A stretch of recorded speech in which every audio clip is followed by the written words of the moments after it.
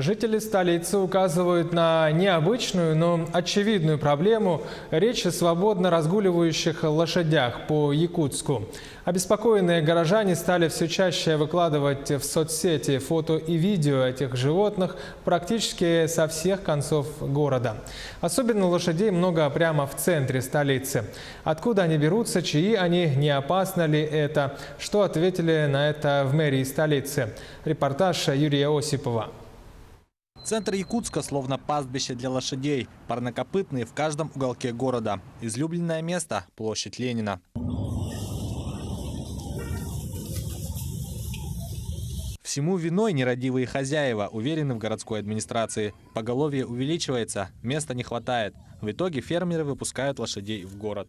Мы установили собственников и привлекли их к административной ответственности, именно где послужило административное наказание в виде административного штрафа. Помимо этого, конечно, мы считаем, что все-таки лошади представляют угрозу здоровью и жизни граждан. В ближайшее время расширится список безнадзорных животных, которых обязаны отлавливать. Кошкам, собакам добавят лошадей. Будут отлавливаться сельскохозяйственные животные, то есть это получается лошади, и помещаться уже будут специальные приемники, то есть загоны, где будут там содержаться до последующего обращения собственника именно по возврату этого животного. Если за 6 месяцев хозяин лошади не объявится, то организация или даже человек, который отловил животное, может считаться его хозяином. Лошади по природе своей очень пугливы, и эксперты советуют при встрече с ними не издавать громких звуков, не делать резких движений и ничего, что могло бы их спровоцировать, и по возможности их лучше обойти стороной. Гуляющим по городу лошадям жители Якутска относятся по-разному. Даже они лично меня пугают негативно. Это все-таки домашнее хоть и животное, но без сопровождения человека. Неизвестно же, какое может быть поведение человек и лошадь. Все-таки силы не равны, как минимум. И потом, извините, они в туалет на улице ходят.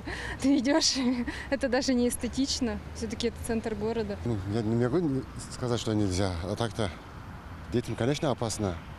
Лошади вроде не вредные они, не знаю еще. Не думаю, что гуляющие лошади в городе это приемлемо, для меня, по крайней мере. Может, нужен некий контроль,